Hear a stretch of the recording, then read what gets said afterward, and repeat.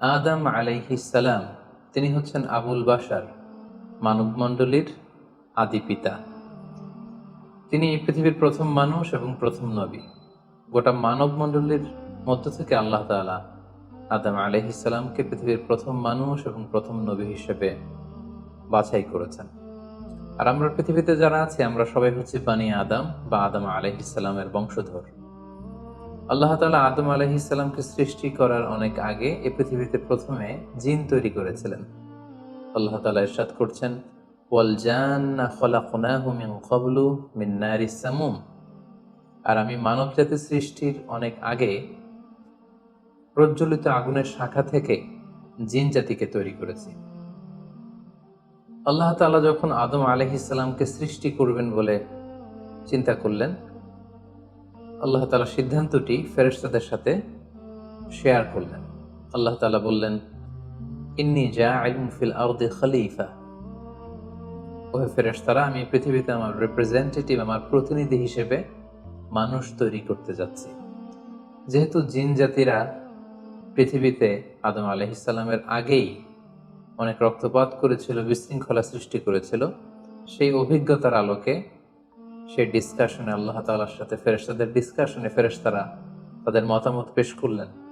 তারা বললেন তাদের অভিজ্ঞতার আলোকে, ক্বালু আতাজআলু ফিহা মান ইউফসিদু ফিহা ওয়া ইয়াসফিকুদ দিমা। অর্থাৎ, হে আল্লাহ, আপনি কি এমন কোন জাতি তৈরি করবেন যারা পৃথিবীতে ফাসাদ সৃষ্টি করবে, ক্যাওস করবে, রক্তপাত করবে? নাহনু নুসাব্বিহু বিহামদিকা ওয়া নুকদ্দিসু লাক।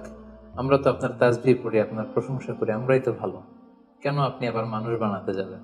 আল্লাহ তাআলা বললেন, ইন্নী আ'লামু মা লা তা'লামুন। যে হে ফেরেশতারা, আমি এমন কিছু জানি যেটা তোমরা জানো না। আল্লাহ তাআলার এই সিদ্ধান্তের কথা যখন তিনি ফেরেশতাদেরকে জানিয়ে দিলেন যে আমি মানুষ বানাতে যাচ্ছি, অতঃপর আল্লাহ তাআলা তার সিদ্ধান্ত অনুযায়ী তিনি মানুষ তৈরি করলেন। আদম আলাইহিস সালাম হচ্ছে পৃথিবীর সর্বপ্রথম মানব। তিনি আদম আলাইহিস সালামকে মাটি থেকে তৈরি করেছেন। এই ভূপৃষ্ঠের যত জায়গায় যত ধরনের মাটি আছে, সব মাটিগুলোকে সেখান থেকে কিছু কিছু অংশ নিয়ে আল্লাহ তাআলা আদম আলাইহিস সালামকে তৈরি করলেন। আল্লাহ তাআলা ইরশাদ করছেন, ইন্নী খালিকুম বাশারাম মিন তিন। নিশ্চয় আমি মানব জাতিকে মাটি থেকে তৈরি করেছি। এজন্য বলা হয়ে থাকে মাটির মানুষ, বা আদম হচ্ছে মাটির তৈরি। বেসিকলি আমরা সবাই আমাদের মা এবং বাবা থেকে তৈরি হয়েছি, তাদের স্পার্ম থেকে, ওভাম থেকে। যেহেতু মানুষের এই বীর্য বা স্পার্মটি আমাদের খাবার দাবারের একটা শক্তি রস বা নির্যাস, এবং আমাদের খাবার দাবার ফলমূল এগুলো আসে বেসিকলি মাটি থেকে, সেই দিকে ইঙ্গিত করে আমাদেরকে বলা হয় যে আমরাও হচ্ছি মাটির তৈরি। আদম আলাইহিস সালামকে আল্লাহ তাআলা সরাসরি মাটি থেকে তৈরি করলেন, এবং এই সৃষ্টি প্রক্রিয়ার 3টি ধাপ ছিল।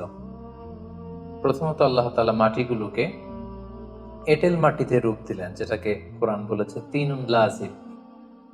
তারপর সেই এঁটেল মাটিতে আল্লাহ তাআলা বৃষ্টি বর্ষণ করলেন, ফলে সেটা হয়ে গেল হামাইম মাসনুন, মানে কাদা মাটি। এরপর কাদা মাটির সে দলা দিয়ে আল্লাহ তাআলা সেখানে হিট দিলেন, প্রচন্ড তাপ দিলেন। তাপ দিয়ে সেই মাটির দলাটিকে তিনি বানালেন সলসলিন কাল ফখর, ঠনঠনে পোড়া মাটি। এবং সেই ঠনঠনে পোড়া মাটির যে কাঠামো, আল্লাহ তাআলা আদম আলাইহিস সালামের স্ট্রাকচার দিলেন, কাঠামো দিলেন, এবং সেই কাঠামোর ভেতরে আল্লাহ তাআলা রূহের ফুৎকার দিলেন। আল্লাহ বললেন, ফাইদা সাওয়াইতুহু ওয়া নাফাখতু ফীহি মির রূহি। যখন আমি আদমকে তৈরি করলাম, তখন then I breathed into him my spirit. আমি তার ভেতরে আমার রূহের ফুৎকার দিলাম। ফলে আদম আলাইহিস সালাম জীবিত মানুষ হিসেবে সর্বপ্রথম আবির্ভূত হলো। আমরা যদি সহিহ বুখারীর দিকে তাকাই, তাহলে দেখব যে সহিহ বুখারীতে সাইয়েদনা আদম আলাইহিস সালামকে যখন আল্লাহ তাআলা তার আকৃতি দিয়েছেন, অবয়ব দিয়েছিলেন, তার হাইট কত ছিল, কত লম্বা তিনি ছিলেন, সে ব্যাপারে সহিহ বুখারীতে এসেছে, ওয়া কানা তুলহু সিত্তুনা যিরাআন, 60 বিঘত তিনি লম্বা ছিলেন। আমাদের হাতের এই কোণই থেকে আঙ্গুল পর্যন্ত এই জায়গাটিকে বলা হয় 1 বিঘত। সেই হিসেবে তিনি ছিলেন 60 বিঘত লম্বা, 60 কিউবিট।